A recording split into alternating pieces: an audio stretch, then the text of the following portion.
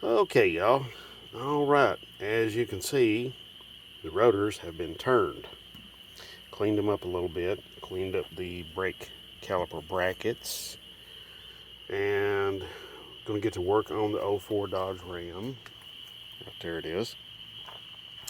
But first, I need to talk to you about the brake pads a little bit. First, we need to compare the new pads to the old pads. Now, okay, so as you can see, these match completely. So that looks really good to me. But I want to talk to you real quick about this product right here. It's called CRC Disc Brake Quiet. I am not sponsored by these people, but I will pass along good information about good products, and this is one of them. If I can, I do not do a brake job without some sort of disc brake quiet, and if I can get it, CRC is really, really good. I think Permatex makes some. It's really good as well. But you should try to use something like that on the back of the brake pads. You know, even if it's just a pad slap and you're putting new pads to old rotors, which I don't recommend, try to do something like this. Try to, put some sort of material like this on there. This is, you spray it on like paint, but it goes on, once it's on, it's like, it's very, very sticky. It's not a paint. It's like a glue, okay? And you come along and you spray it on, just like paint, okay? And this does not harden or cure, okay? So you can put this on, in like an hour or two later, this is still going to be very, very tacky and very, very sticky. As a matter of fact, it'll remain that way for years, really. So it's really, really good stuff. I like it a lot. Back to these rotors, though. When you get your rotors turned, make sure that somebody is doing it. When they turn them, yeah, there's these two little blades. They're shaped like they're tiny little things, and they're shaped like a triangle. And they'll come in here on arms, and what they do is they will cut a new surface all the way across in a circular, and they'll turn. When they turn these, they have these on a lathe, and then the blades are stationary, so the rotor is turning. And as it's turning, it makes all of these lines all the way across, but very, very close together, and it makes a nice smooth surface. Well, the thing is, though, you don't want your pads to break into that kind of surface. You want to break them in. What's best is to break them in on a unidirectional surface. So that's why this has that look about it. It has this look of like, almost like a cross hatching in a cylinder, engine cylinder, that is. So that's what you want, though, because that allows the pads to break in very evenly, very gently, and it doesn't cause noise or anything you just basically don't want. Okay, so next on the agenda, those are painted, or those are covered with the disc brake quiet. Last night I took and cleaned up both of the calipers. This one, though, I took the pins out and cleaned them and lubricated them. So I'm going to do the same thing on the other side over there. I didn't do that one last night, so I'm going to do that one tonight and get this done. This little job done and over with. So I'm going to grab the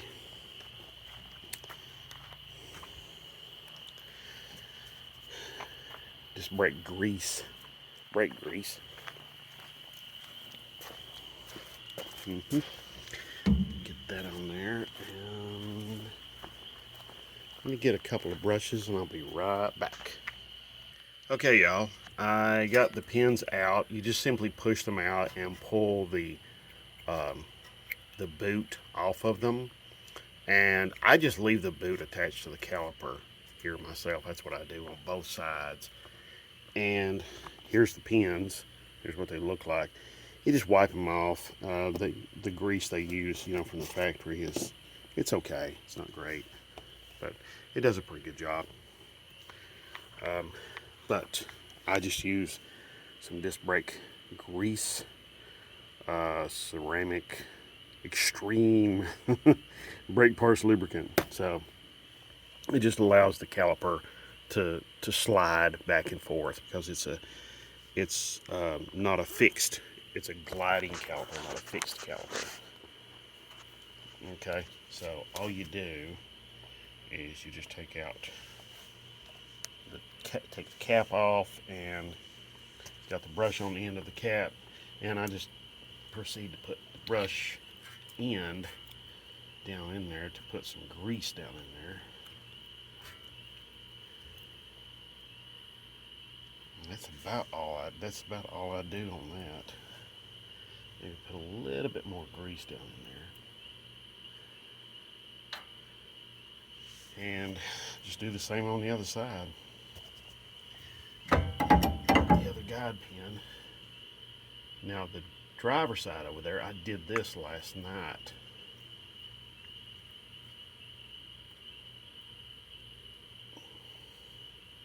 So,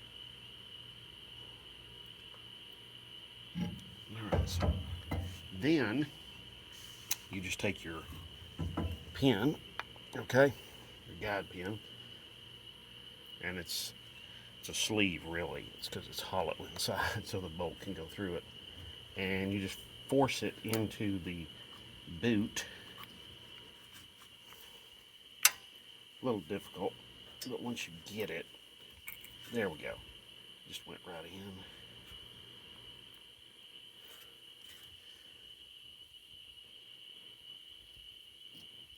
There we go.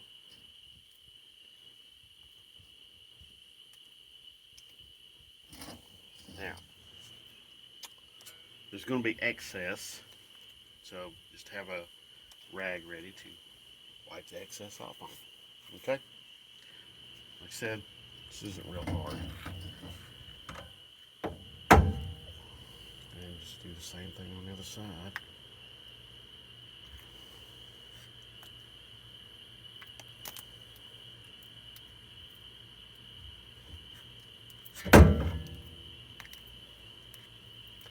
Alright.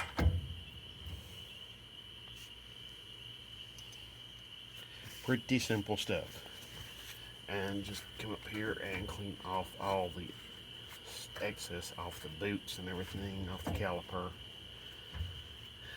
We don't want that getting on the rotor. I've already cleaned the rotor up, and you'll need to do that when you get them back from wherever you get them turned at. You'll need to clean them up, because if you don't, they could have like some oil or grease on them, and it may cause some unnecessary noise to happen and cause the brakes to squeal, or not wear evenly, or wear out prematurely even. So basically, you want to keep all the oil and grease off your brakes, because they have to deal with enough dirt and grime and filth and everything else that gets kicked up off the road onto them. Okay, I'm going to go grab the rotor and slide it on, and then I'm going to start putting the caliper or pads in the caliper and get all of that assembled. Okay, I'll be right back.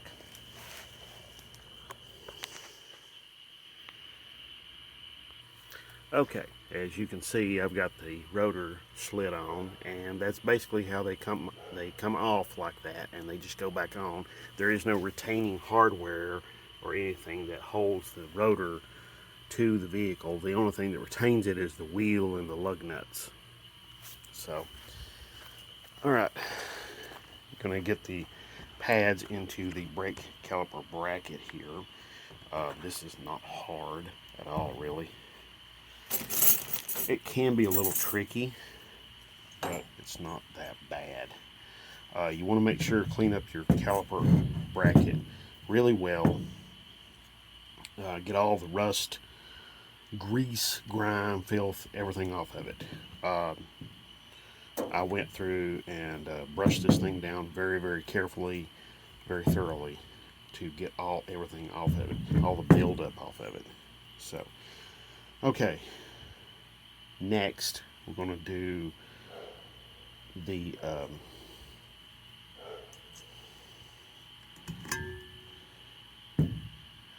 like that, and then the next one's going to go in like that. They just push on. These are the, some people might call them anti-rattle clips, or which is a fair statement.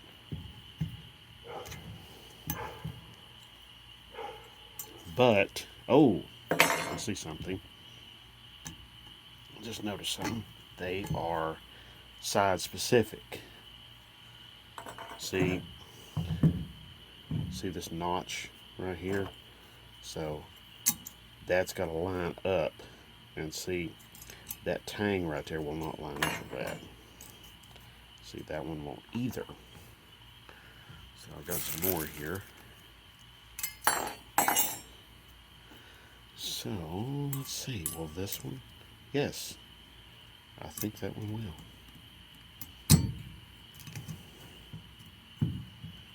Alright, see, there we go. Now this one is probably for this side right here. Yep, there we go. Okay, now, so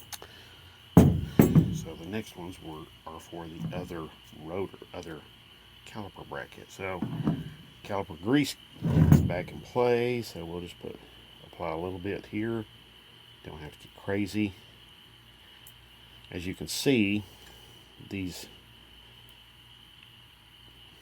anti-rattle clips, they basically go on just one way. Why I'm putting a little grease on here is to facilitate the pads moving.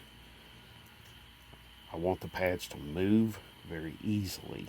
I don't want the pads to get stuck or hung on the caliper bracket. Okay? So now these pads, there is not a left or a right. As you can see, they're identical. So there's not a left or right or inside, outside, nothing like that. So it's pretty easy to know which one goes where. So basically, we want to put the pad on and just line up the tangs.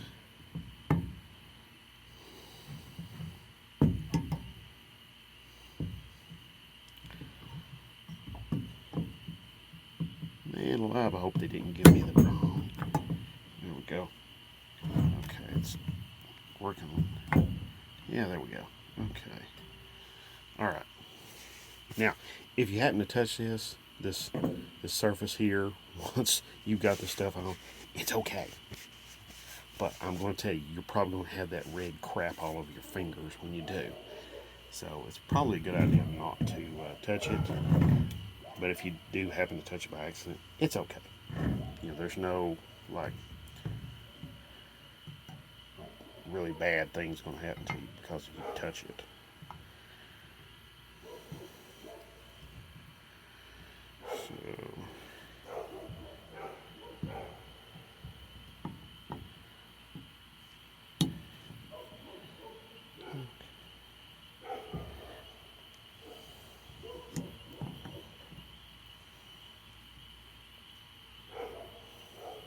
Okay.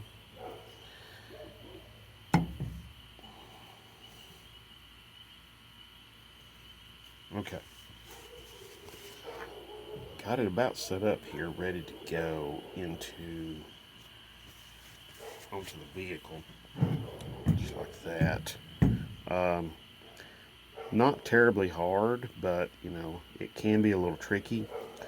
You may want to use a screwdriver, a flat blade screwdriver, kind of pry these up a little bit, these parts right here, to make it a little easier to get these on, but you don't want to bend these. These are there to keep the pad from rattling and vibrating around. So, all right, okay, this is ready to load onto the vehicle. So that's what I'm going to do next. Let's go.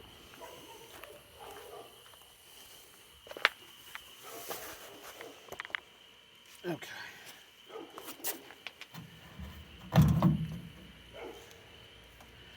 All right. Let's angle the camera up here.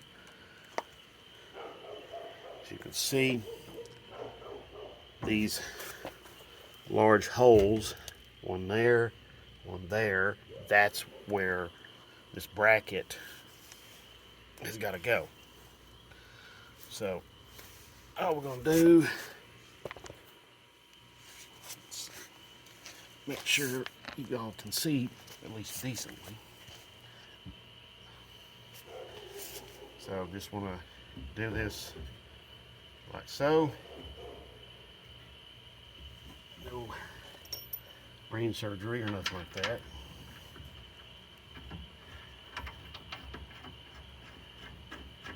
Go ahead and start one of the bolts for the bracket. You'll put the caliper on last.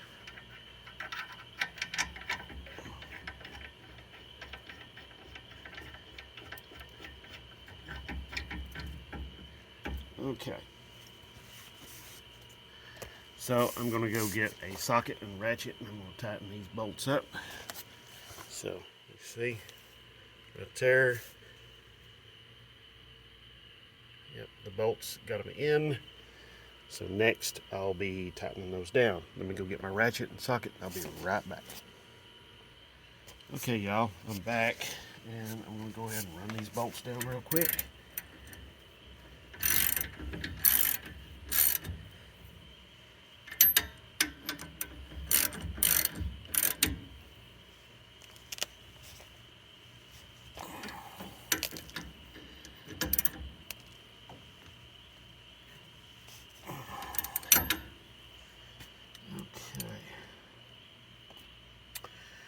I'm going to go ahead and I'm just going to push these pads into the rotor. Touching the rotor, it's good.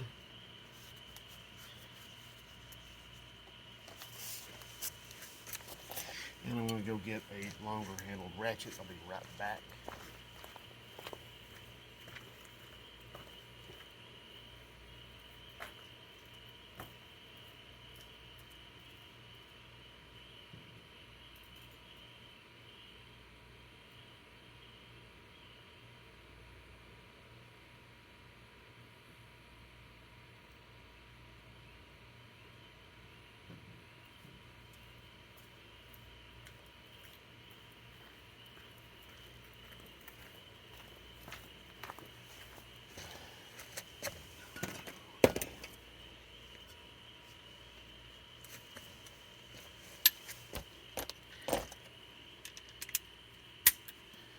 Okay, longer ratchet, more torque.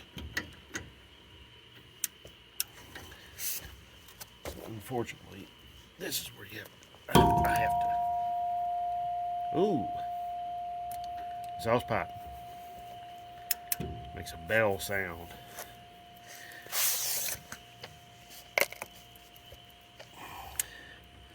More leverage. Don't want these dudes coming loose on me, so that's the reason for more torque. A little bit tighter. So that's what I did. Okay. Now I can put the caliper on. Last night I came in here, cleaned my caliper up, cleaned up all the surfaces where the pads were going to contact, and just generally gave the caliper a real good thorough cleaning up all over. So, just want to guide it on there. Then you want to pull back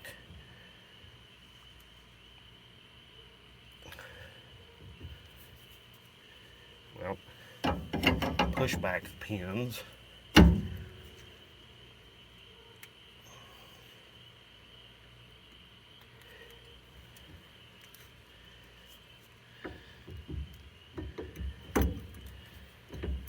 Push back the pins I installed earlier so I can get the bolts in, so we can get the caliper all the way on. Get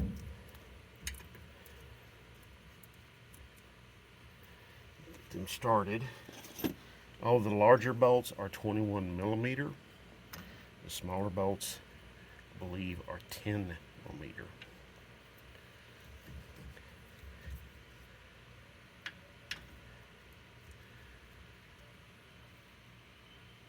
So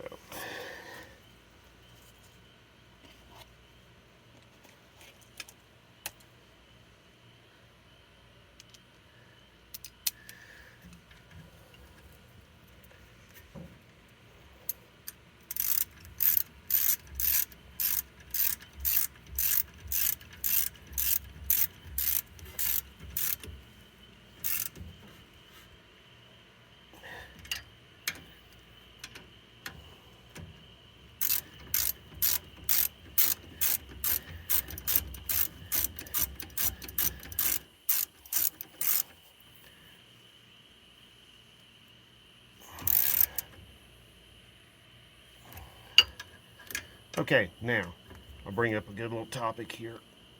Is why not using the torque wrench? Why am I not using a torque wrench? Why not use one? Well, basically, I've done this for like a really long time, and I know what is a good torque spec on those versus something else. So that's why I'm not using a torque wrench. Simple as that. So, but that's it for this side here. Okay, I'm not going to really bother to show you the other side because it's identical to this. It's just the driver's side. This is the passenger side, or right side. Okay, so I'll go ahead and wrap this video up. I really thank you all for watching. I really do appreciate that.